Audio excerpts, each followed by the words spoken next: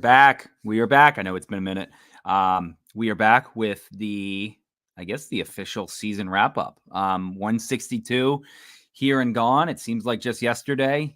Me, Banks, Taylor, Jake, Spenny, we're all sitting at the tailgate. Shout out Jimmy's Famous Seafood, our presenting sponsor as always. But it seems like just yesterday we were sitting there getting ready for another, again, 162. And that came and went. And here we are. We are officially playoff bound. They clinched that a couple nights ago. Again, I know it's been a little bit since we were able to hop on here. Schedules are kind of crazy, flying wild. Just a weird time, again, in the sports world. But we are back. I am back. Jake is at a concert down in Oceans Calling, I think. And the rest of the boys are doing Raven stuff, getting ready for the game tonight. So, again, I wanted to kind of get in here before all the crazy started either blacking out or heading out to the tailgates or whatever. But again, the Orioles wrap up 162, 91 and 71. They hit the over under for them was 90.5. So they hit that right on the nose, right over. Vegas knows all. And again, they ended it playing their best baseball we've seen in months. I mean, they take 2 out of 3 from the Yankees and, delay their champagne celebration as long as they could. And then they take 2. They sweep the who's that? Minnesota Twins. So Twins were dead and gone. They were playing for nothing. They were eliminated the other night. But again, it was nice to see the Orioles play just some really good baseball. The hitting was there. I mean, the game in New York where I believe they won and they didn't have any. They didn't even have any home runs. They were just kind of station to station. They really just hit the hell out of the ball in Minnesota as well. So they picked the perfect time to start playing well. Again, winners of, what is that, 5 of their last 6. I know they're 7-3 in their last 10. Again, 3 in a row. They won 2 before that. So they're slowly kind of starting to piece it together. And obviously you can probably attribute that to the 3 horsemen they got back. Well, you could say 4 too. Danny Coulombe in the bullpen. But the big guys, I mean, it's Ryan Mountcastle, it's Ramon Urias, it's Jordan Westburg. Ever since they came back, Westburg has just been a hitting machine, and it really, really makes you wonder what the Orioles could have done if Westburg hadn't broken his hand, if he would have stayed healthy. And, I think they said today he played in like 107 games. But man, if he could have played 135, 140, 150 games, how many games they would have won. But yeah, it was awesome to see them kind of put it all together. Again, these games didn't mean anything to the Twins. So I don't know if you want to downplay that or anything, but it was awesome to see them play well and pitch well, and they did it all different ways. The bullpen game last night was funny, but Jackson coming alive. What was he on base 5 times? Jacob Kaltenmeyer with the little note that he got rid of the big leg kick, and he's settling for the toe tap now, and he got on base twice today. As a pinch hitter. Heston Kjerstad with the home run today as soon as Jim Palmer called it. So that was always funny to see. But yeah, again, so the Orioles had always known that they were going to be in the playoffs since last week. We didn't know who. We kind of figured it was going to be the Tigers. I was tweeting out the Delman double and all that stuff, and getting ready. My Tigers hate week. They've played the best baseball out of anyone in the second half. They're incredible ever since trading away the clubhouse maybe cancer known as Jack Flaherty. Really weird stuff there. Everybody who gets him plays bad, and then when they trade him, he seems to, they play better. So go figure. But again, after 162, it comes down to the Kansas City Royals, a team who in the first half was, I have some tweets out there being like, thank God the Orioles got rid of them early. I think they played them twice. I think they were done with the series before April. Like, it was over and done with very, very early. And you could tell, like, oh, this is a team that they're going to hit. And all Bobby Witt Jr. did was put himself right smack dab in the conversation for MVP up until like a month ago, when Judge really took that, he really started hitting well. He played incredible baseball. He is a fantastic baseball player. Very, very good. I didn't know it was that whole, like, who do you want to play? Do you want to play the Tigers who have been playing playoff baseball for, a month and a half now? Do you want to play, the Royals, who, again, we know what they can do. They kind of faltered down the stretch too. Let me see. I got all their schedules and results here. Let me get this pulled up. Again, it comes down to them playing they play the Royals as the White Sox were able to take care of business, take 2 out of 3 from the Tigers, which, again, that's just baseball. That the White Sox are arguably the worst team in baseball history, and the Tigers had the best second half of anyone in a long, long time. So that was cool to see them kind of do that. But again, Royals finish up the season 85-76, maybe a little disappointing after the way they started, but the team that lost 106 games last year, they lost 106, and now they're in the playoffs, 85 wins. Let me see, most games over 500, 17, 38 comeback wins. They can. I mean, they've got some good players. They were 52-45 in the first half, 33-31 in the second. By the way, the Orioles winning 5 out of 6 going into to finish the season put them right at 500 for the second half. So as much as we bitched and complained about how this team looks like they stink and they're lost, and I was a leader in that clubhouse, to finish the second half 500 and again end up 91-71. I think we take that any day. I think, if going into the season, they say, hey, by the way, you're going to lose Bradish. And we kind of knew these, and you figured that they weren't going to finish the season with these three, but no Bradish, no Means, no Wells.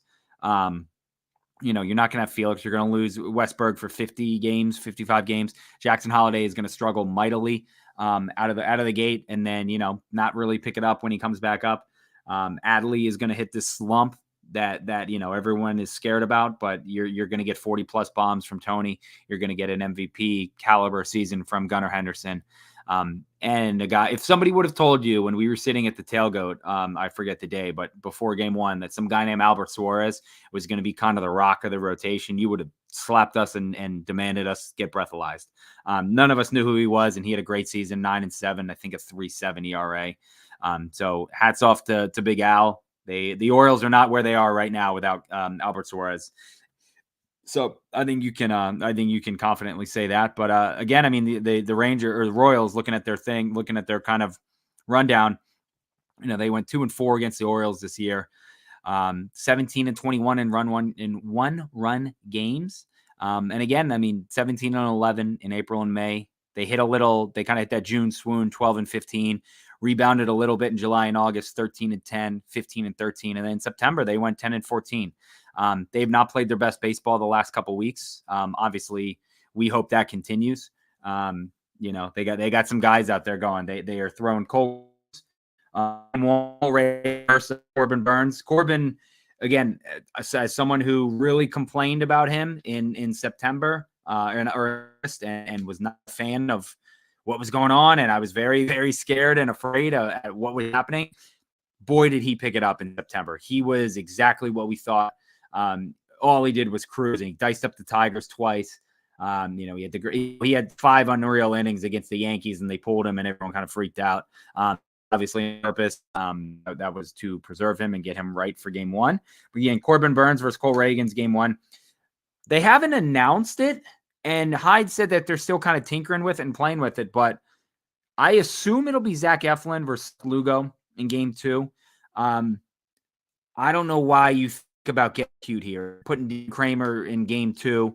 Again, I mean, you can't, because the whole thinking is, okay, if you win game 1, then you throw Kramer game 2 to get that series win, and then you can start Eflin game 1 of the ALDS. I'm not worried about the ALDS. I am not worried about that. I want to win these 2 games first, and you do that with the 2 guys who brought you there. You're 1 and you're 2. Again, it's not Grayson Rodriguez like we thought. It's not Kyle Bradish like we thought. It's Zach Eflin. Zach Eflin has been awesome since they got him. He has been. This is why they traded for him. You traded for him to be the number 2 behind Corbin Burns, and you hope that he goes out there on Wednesday night with a chance to clinch it. And all he does is go 7 innings, 4 hits, 8 strikeouts, 1 walk, 1 run. And the offense picks him up like they have been the last couple games, the last week and a half, 2 weeks maybe. But if I'm the Orioles, I don't get cute. I don't mess around with this, well, we can maybe double dip and get that. No. I get it. I get why you do it. I get why you think about it. I get why you talk about it. But man, I think you run the damn ball. Don't get pretty with it. Just run the damn ball. You need a yard, run the ball.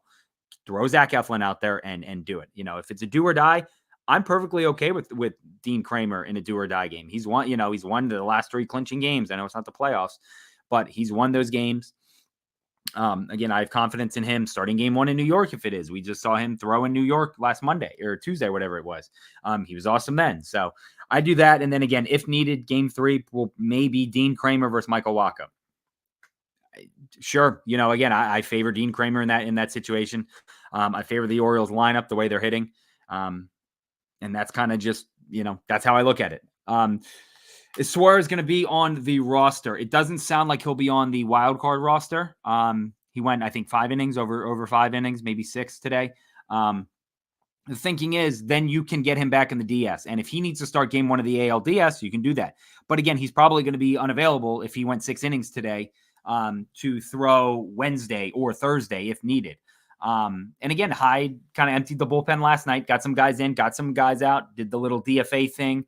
And then again, you will get him going, hopefully in game 1 of the DS against the Yankees if needed, or again, he can be a long guy out of the bullpen.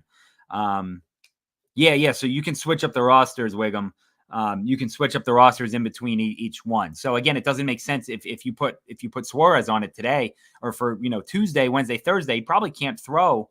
Maybe Thursday if you needed him to. You could have him in the bullpen as a kind of not a mop up guy, but if you need a guy to go a couple innings and do some stuff like that. So I just don't think there's enough turnaround time for him to really get going. And to be able to throw the amount of pitches that would warrant him being on the roster. So that's why I'm perfectly okay with what they did. I had some guy in my mentions being like, Hyde doesn't know what he's doing. Does he realize what's happening? Blah, blah, blah. Again, whatever. I trust them. They've had this lined up for weeks. They know what they're doing. I'm sure, Suarez is probably not a fan of it, but I'm sure he gets it. McCann's starting game 1. That's perfectly fine with me. Okay. Again, he hits lefties.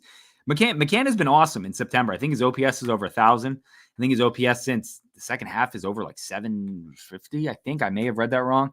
But again, his bat against lefties, he hits, he rakes, so I think you need him in there. We've seen him come up big, but I kind of jotted down what I think will be the AL. It's weird saying ALWC, the wild card roster. It used to just be the straight up wild card game roster, but I think they're going to go with the 3 starters. It's going to be Burns, Eflin, Kramer. I think you're going to get 5 righties. I don't know, because you could I think they go 4 righties. I think they go Bowman, Cano, Webb, Dominguez. I think you get 5 lefties in there. And I think you go Perez, Coulombe, Aiken, Soto, Povich. I think you do get Povich in there. Again, I could see them putting Suarez in there. I don't think it'll happen, but I could see it. I don't know anything. So I could see that happening.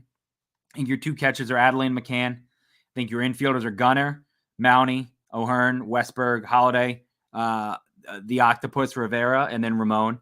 Then I think your outfielders are Kowser, Mullins, Santander, Slater, Kjerstad.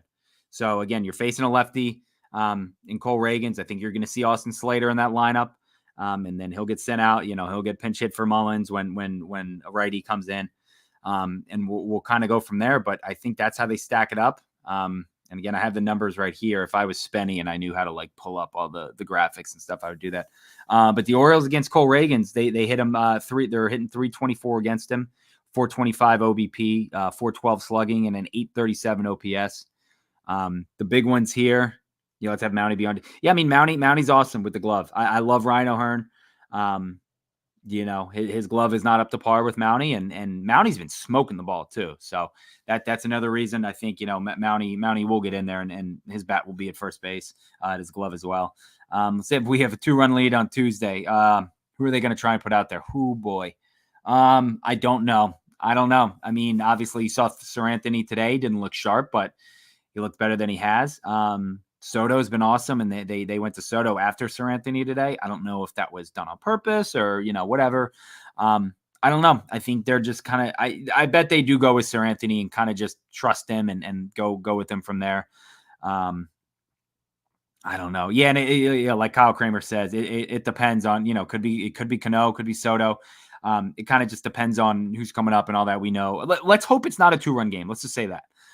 Let's hope that. But again, looking at Reagan's, Gunnar is 1 for 6, James McCann 1 for 3, Mountie 1 for 4 with an RBI and a walk.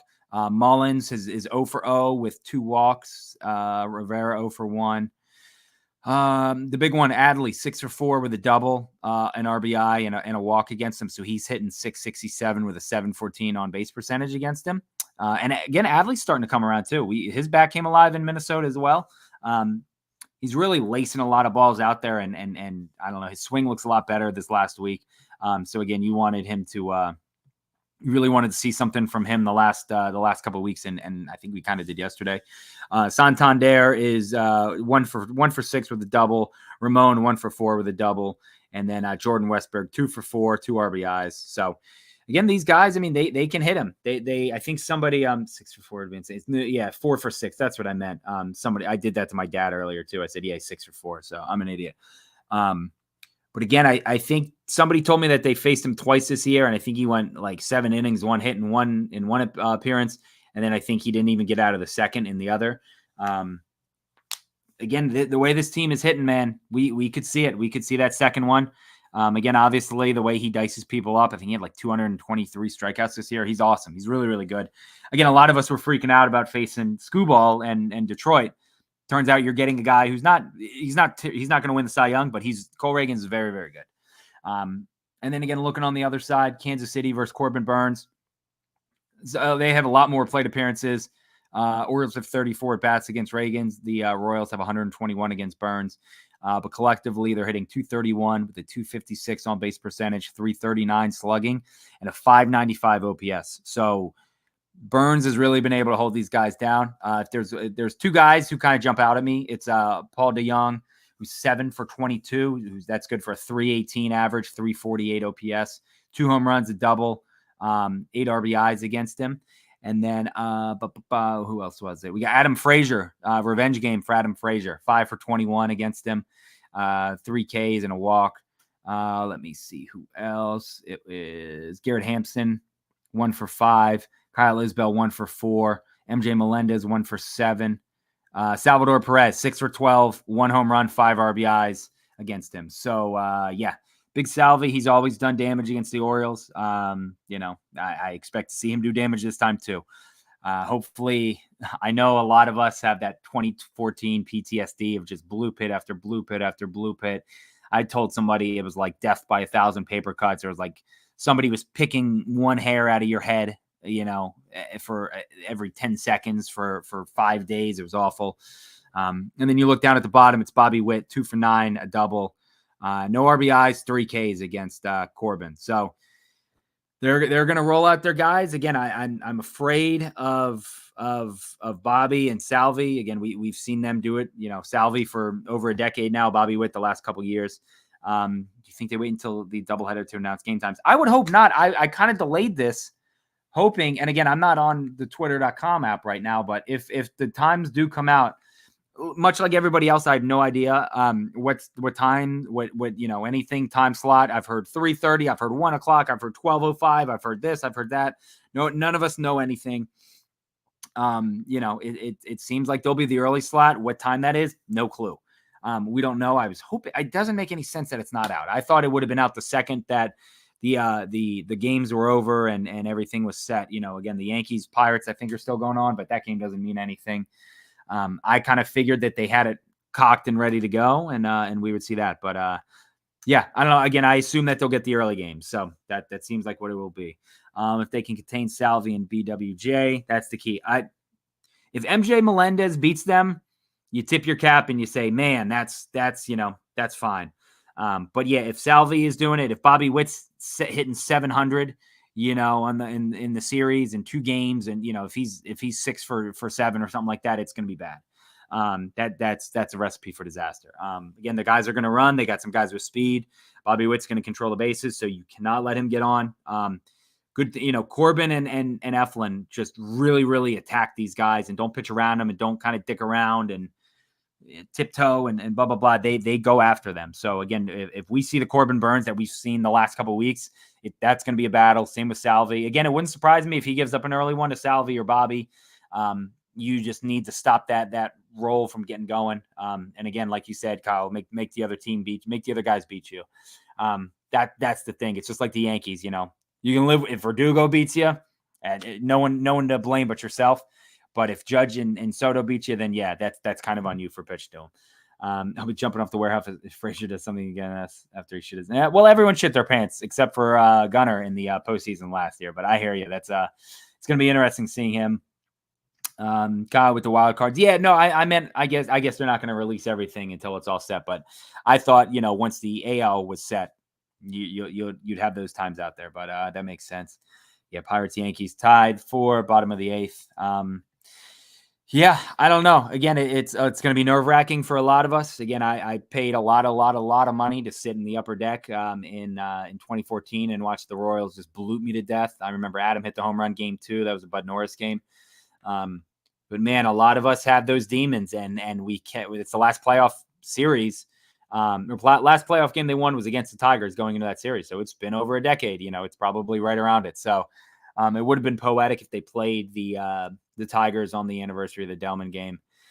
But that's not how the cookie crumbled. And we get, again, everyone's asking me, like, who do you want to play? Do you want to play the Royals? Do you want to play Tigers? And I said, I'm done with picking who the Orioles play, because we begged for the Royals in 2014. We asked for the Rangers last year, and neither one of those worked out. So I think Kyle, you said it earlier. I think you sit down on Tuesday. I think you play whoever shows up, and it's going to be the Royals. All right, let's do it. Let's go at them. The Royals are a team. Again, I'm not afraid of them. I'm not afraid of the Yankees. I'm not afraid. The Orioles are just as good as any team in the AL. I think if they come out with what we've seen the last week, with the way they're pitching, the way they're hitting, I think they can beat anyone. The one bugaboo, and I think everyone is kind of saying the same thing, is the bullpen. I'm afraid of the bullpen. I have no clue what the back end of the bullpen holds. Hello, Zach. How are you? I'm happy we're not at softball tonight. I don't know what the bullpen holds. I don't know who's going to close games. I don't know, if CNL Perez is going to not be able to walk guys and maybe quit focusing on catching home runs in your hat. Finish throwing strikes. I want, Cano looking good last night was a big one for me. I'm happy that he did that, because he was kind of shaky lately. I think it was our Avi, who put out that post that, like, Keegan Aiken's low key been like one of the top 5 lefty relievers in baseball. So that was fun to watch. But again, I mean, going back, let me look at this the Royals lineup. There's a rumor that Pasquantino may get activated, on Tuesday and play. That's a left-handed bat I do not want. I just get flashback of Alex Gordon, hitting that home run against Aaron O'Day in the top of the 10th, I believe. That left-handed power, I think he's a couple home runs. In that series, or in that game at least. I think in that series. I'm trying to pull up the roster. Let me see. Damn, Baseball Reference is very slow. Also, first time the Royals have made it back to the playoffs since they won the World Series in 2015. Yeah, I mean, Salvi Perez, 34. What did he do this year? Yep, 271. All that guy does is hit. Future Hall of Famer, 27 and 104. 44 walks, 129 strikeouts. Again, Pasquantino had a really good year, 262, 19 home runs, 97 RBIs. Man, he was driving them in. 97 RBIs in 131 games. Good for him.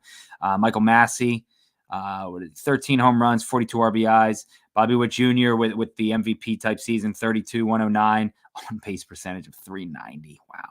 He's good at steal bases. He had 31. Mikhail Garcia, 37 stolen bases, only caught stealing 2 times. Wow.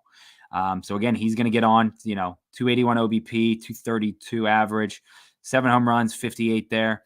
MJ Melendez, 17 RBI, 17 home runs, 44 RBIs. He hit 208 though, 274. Again, that's a guy.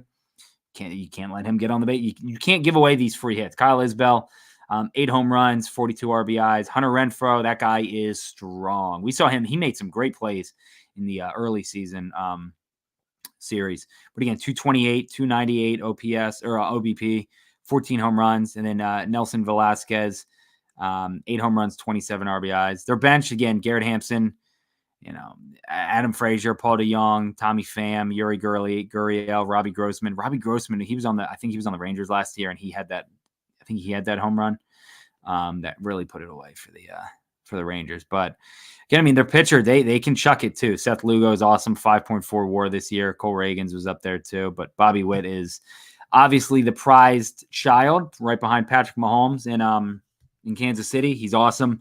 He is going to be awesome. You gotta really let him. You cannot let him beat you. You absolutely can't. X factor for the O's to make a deep run. I think Westberg. I think it's Westberg. I mean, we saw how the offense was when he was going, and they looked like the best team in baseball when he was awesome. He made an all-star team. Jordan Westberg just makes everything go so smooth, so smooth in the lineup, in the field. Everything just seems to run so much better when he's out there, and you know what you're going to get from him. He's going to fight every at bat. He's awesome. If they go, he go, or if he goes, they go.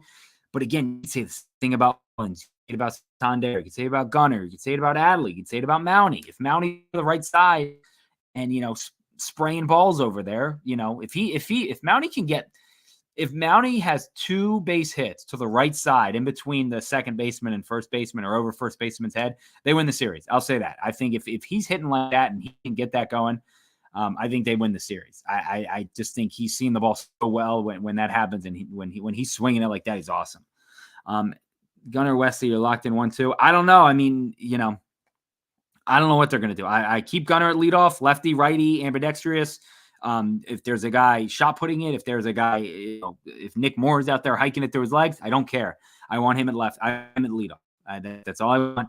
I kind of want Mullins down at the end. Again, you can kind of turn that over the way he's been hitting and getting on base. So I will take that. And I don't know. I don't know what else they do. I trust them to fill out a lineup that'll work. It seems like it's worked the last week and a half, so whatever they do there. And again, I mean, if Cano, I think a key out of the bullpen is I think it could be Coulomb, it could be Cano, it could be Perez. It's just they got to find ways to get these outs. But again, you're hoping with these 2 guys, Corbin, and cross our fingers as Eflin, it should be. You're getting 7. You're getting something like that. I know obviously playoffs are different. We saw Bradish, get yanked early when he when he the first sign of trouble, they yank him. This is a different bullpen, man. You can't really do that. You really got to get it going. You got to get it locked down. What time is the Ravens game? Is the Ravens game almost starting? I'm gonna get out of here before that. But yeah, I don't know. There's so many people. There's so many X factors. Do I trust Soto more than Dominguez? I don't know. I don't know who I trust. I don't know what I trust. God, I just want Sir Anthony to be able to nail it down. God, I don't know. That's scary. I don't know. I'll have to sleep on it. I'll have to think about it. I just kind of want them to I want Corbin to be able to get through 7. I want Zach to be able to get through 7. And then I kind of just want to go Cano, Cano, Coulomb, Cano, Sir Anthony, and let's get in and get out. I would love if it's like a 8-1, 9-2 game or something like that. I do think the Orioles get a walk-off. For some reason, I've been sitting on that. I think there's a walk-off coming for the Orioles in this series. Man, a clinching walk-off would be fantastic. Move over Bill Mazeroski. It's not, it's walk-off time, baby. That would be awesome. Jack, we talked about this a little bit earlier. What time do we think we play? I don't know. I think it'll be the early one, the early slot, whatever it is. If it's 3:30, if it's 1 o'clock, if it's 3 o'clock, if it's 2:15, if it's, I don't know, 1:56. I don't know, but I do think it'll be the early seed, or the early slot. But I'm expecting it to be packed. I'm expecting, it's going to be a great atmosphere like it was last year. Again, there's a lot of hate between the fan base and the Royals. I mean, anyone over the age of, 30, was at those games in 2014 and has a boiling hate for the Royals that has not gone away since 2014. And Mike Moustakas and Eric Hosmer and those guys making those damn plays and Gerard Dyson coming in, and you knew what he was going to do. And man, the Orioles could not do a damn thing. Did not matter. They couldn't do anything. So they lost. They didn't lose to a better team. They lost to a hotter team. I've said that for 10 years now, and people still look at me crazy. But I don't know. I do think the Orioles win the series. I don't know. I don't want to put a game. I don't want to put a number on the game. I don't know if it'll be 2 games or 3 games. I hope 2. That would be nice and easy. Get the guys a little more rest. I did like how Hyde and Elias kind of managed the games this weekend and sat everyone on Saturday. They still smoked them.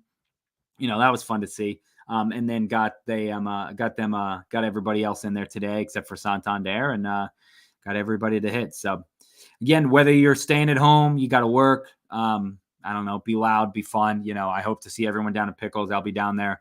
On Tuesday. I'm trying to see about Wednesday. I'm not sure yet. But again, maybe Wednesday, depends on how Tuesday goes. But again, I have all the confidence in the world in the Orioles. I think they can. I think they will win the series.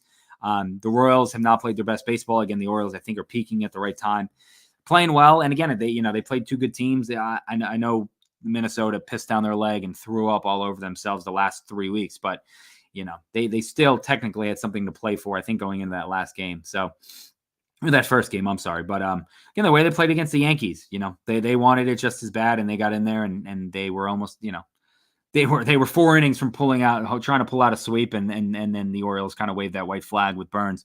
But again, I think Burns is going to be a dog. I think he's ready to go. I think Eflin. These are two guys who have pitched in the playoffs. They've been Bulldogs before for teams. Eflin's been in a World Series. Sir Anthony's been in a World Series. Soto's been in a World Series. So they have these guys. They have people who have been there before. So this is the first step. And Buck said it. Buck Showalter said this at the Jimmy's event a couple weeks ago, and it's different now that it's not just a 1-game wildcard playoff. And he said you bust your ass for 6 months for a chance at a coin flip, and that is kind of what the playoffs still are. It's kind of a coin flip. I mean, you have one bad inning, that could be it. You screw your bullpen, you lose a starter early, you might as well pack it in with this 3-game series. So I don't know. It's going to be scary. It's going to be fun. It's going to be exciting. I hope the city's going to be buzzing if the Ravens win tonight, rolling right into an off day tomorrow. The big Dean Kramer event at Jimmy's tomorrow. I think there are some other events going on, but man, I'm excited for this next week. And again, by Thursday at this time, probably we will either be beating our chests, getting ready to go to New York, or we will be crying into our soup again and saying, why us, and what do we have to do to fix this? So let's hope this keeps on going. Again, the Orioles Royals starting Tuesday night. Still have not seen any time yet. The tickets are legitimately cheap. My buddy got a ticket for $100 sitting in center field. I'm on Game Time right now. If you're looking for seats there, I mean, these seats are, let me see. Yeah. I mean, there's a seat in 83 or 98. 96 for $83. There's a seat in 94 for $90, 92 for $88, 90 for $101. You could spend $260 and sit second row in the bird bath. So, there are some nice seats around. I mean, 84 for $94. So if you're looking to get out there, I'm telling you, if you're on the fence about going, go to the game. You don't know when you're going to be able to go to a playoff game again. I'm 35. Went to one in 96. I went to one in 2012. I went to one in 2014. I went to 2 last year, but you don't know when it's going to come around again. So don't take it for granted, and look at the White Sox. They won the division in 21, and they have been awful ever since. So, if you're on the fence about going to the game, take that day off, leave a little early, go down to the game. If you're not even going to go to the game, go to the bars around, go to 771, go to Pickles, go to, your favorite spots in Baltimore, and support them, have fun, be loud. And again, I hope, man, do I hope either Wednesday night or Thursday night or Friday or something, I'm back on here talking with Jake and Spenny about what the Orioles have to do to beat the Yankees and what they got to do to get over the hump and get another series win. It would be great to get a series win. Man, it's been a long, long time, a decade. So again, I got nothing else to say. My word vomit is done. I appreciate you all for coming. Again, shout out to all the sponsors. I'm trying to pull them up. Black Eyed Susan Spices. Check them out. Fed Thrill is putting on that awesome sale for the Orioles playoffs. Definitely go and do that. Clipper City Barber Company. Our guy Sam is killing it down there. Jake and Spenny at the watch party there a couple weeks ago. Go down there, get your hair cut, lathered, get shaves. Sam will do all that stuff for you. Obviously, Jimmy's Famous Seafood. I love and appreciate everyone that's come out to these Meet the Bird events. The people who come up and say, "Hey, listen to the pod. We really enjoy it. That means the world to us." I promise you that it really does. Every single one of you that comes up and says it gets cooler and cooler every time. So we definitely appreciate you all for listening. Again, go out, support the sponsors: Fed Thrill, Black Eyed Susan Spices, Clipper City Barber Company. Excuse me, I need some water. Jimmy's Famous Seafood. I think that's it. I got nothing else. I'm running on E. I got to go take a shower, and I want to watch the Ravens game. Let's try and win a little more money. Let's hope the city gets a little buzz going. You all are welcome for Derrick Henry. You're welcome, because I have his jersey back here from the Titans, and I got a lot of shit for being a Derrick Henry guy for all those years. So yeah, you're welcome. I'm glad my internet friends can now see what it means to have Derrick Henry on the team. So again, Russell, Sean, Jack, Zach, Kyle, Carol, we appreciate you all. Thanks for coming, Carol. We appreciate you as always. You're a fan favorite in the group chat. So we love all the support again. Let's get a win. If you see me at Pickles, come on up, give me a hug. I'll buy you a drink. Let's get this win. And again, hopefully I'm back. We'll do a season recap. We're not going to talk about that. We will be back after the series to hopefully talk about packing our bags for New York. And that's all I have for today. So again, thanks to everyone for joining. Remember, subscribe to the podcast if you haven't. That does help a lot. We really, really do appreciate everyone. Click thumbs up and subscribe on YouTube as well. Follow on Twitter. I think we're trying to get to 10K. We've kind of hit the plateau, but we're trying to get to 10K. And again, we will hopefully see everybody Wednesday night, Thursday night, and hopefully they're happy tears and not sad tears. So again, let's go O's. Get your tickets, get out there, get the Pickles, and we will see you then.